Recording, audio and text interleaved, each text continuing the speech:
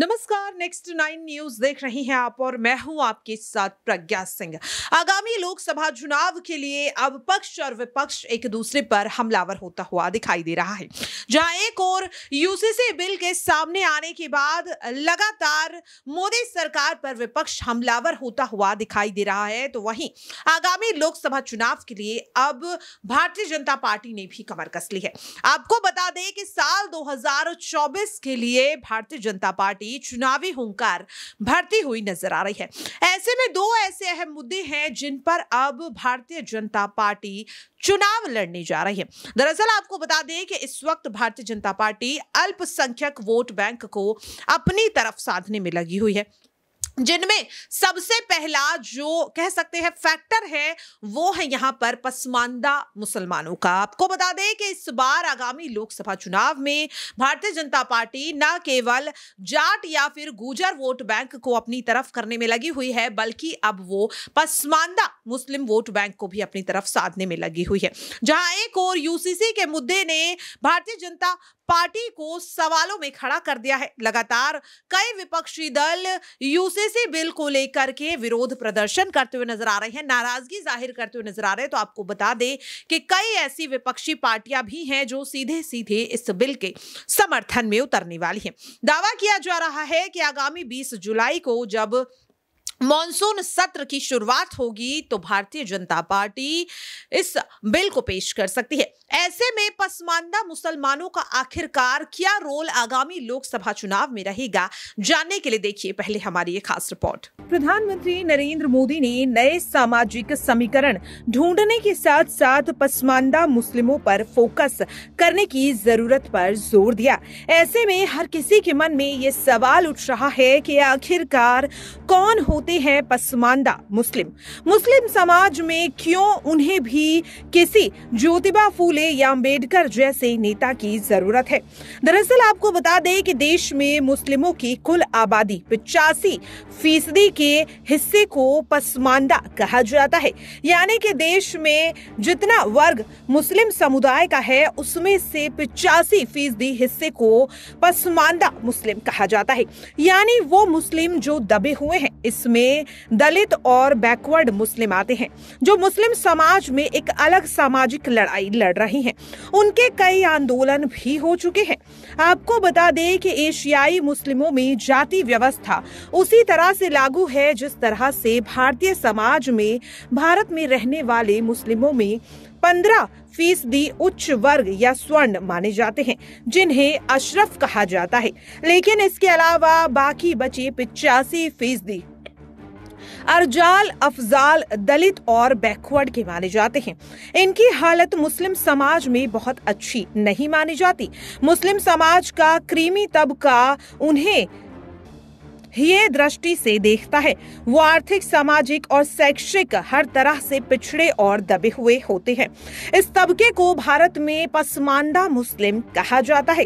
पसमानदा मूल तौर पर फारसी शब्द है जिसका मतलब होता है वो लोग जो पीछे छूट गए हैं, दबाए गए हैं या सताए हुए हैं। दरअसल आपको बता दें कि भारत में पसमानदा आंदोलन 100 साल पुराना है।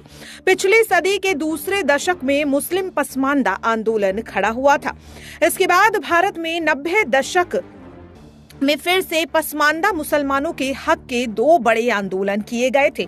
ये थे ऑल इंडिया यूनाइटेड मुस्लिम मोर्चा, जिसके नेता एजाज अली थे। इसके अलावा पटना के अली अनवर ने ऑल इंडिया पसमानदा मुस्लिम महज नाम का संगठन खड़ा किया।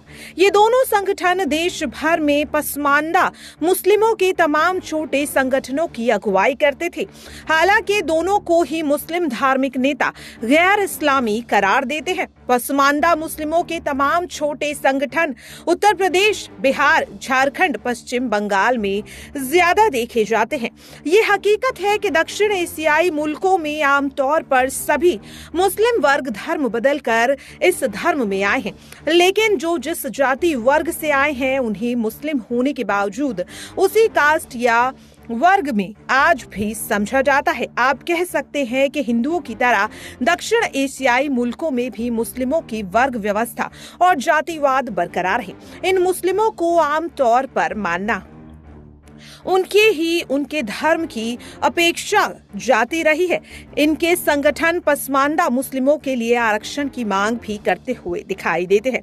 कहा जाता है कि जिस जातिवादी वर्ण व्यवस्था की शिकार हिंदू सोसाइटी के पूरे दक्षिण एशिया में नजर आती है, उन्हें इससे संबंधित कुरीतियां बीमारी की तरह लगी हुई हैं। वैसे ही मुस्लिमों में भी देखा जाता है।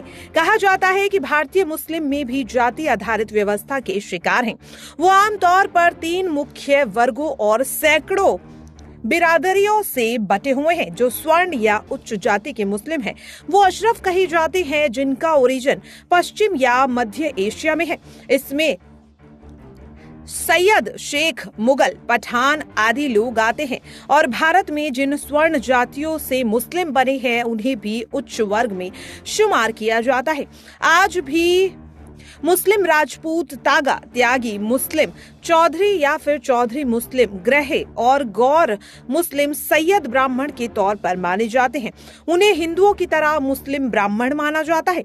मुस्लिमों में सामाजिक असमानता को सैजिद्म के तौर पर देखा जाता है। कई तरह के आंदोलन इस वर्चस्व और जातिवादी और वर्णवादी भेदभाव के खिलाफ मुस्लिमों के अल्ताफ यानी कि बैकवर्ड मुस्लिम और अर्जाल यानी कि दलित मुस्लिमों द्वारा चलाए गए। ये आंदोलन तयशुदा तरीके से 20वीं की सदी से शुरुआत हुए और देश भर में किए जा चुके हैं। ऐसे में अब सवाल लगातार ये उठ रहा है कि पसमानदा मुस्लिमों पर आखिरकार इस बार भारतीय जनता पार्टी क्यों फोकस करती हुई दिखाई दे रही है और आखिरकार बीजेपी के लिए पसमानदा मुस्लिम का वोट बैंक इतना ज्यादा मायने क्यों रखता है। दरअसल आपको बता दें कि देश के प्रधानमंत्री नरेंद्र मोदी ने मेरा बूथ सबसे मजबूत कार्यक्रम के दौरान पसमानदा मुसलमानों का मुद्दा उठाया। प्रधानमंत्री ने कहा कि वोट बैंक की राजनीति करने वालों ने पसमानदा मुसलमानों को तबाह कर दिया। हालांकि ये पहली बार नहीं है जब पीएम मोदी ने इस समाज के बारे में बात की हो। साल 2023 जनवरी में भी भाजपा की राष्ट्रीय कार्यकारिणी में भी पीएम ने भाजपा कार्यकर्ताओं और नेताओं को पसमानदा मुसलमानों से पार्टी को जोड़ने के लिए कहा था। पीएम मोदी के इस बयान ने एक बार फिर से लोकसभा चुनाव साल 2024 के पहले पसमानदा मुस्लिमों की चर्चाएं तेज कर दी हैं।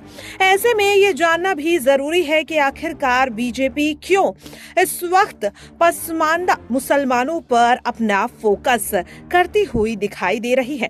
माना जा रहा है कि बीजेपी के लिए साल 2024 के चुनाव में पसमानदा मुस्लिमों का वोट बैंक काफी ज्यादा मायने रखता है।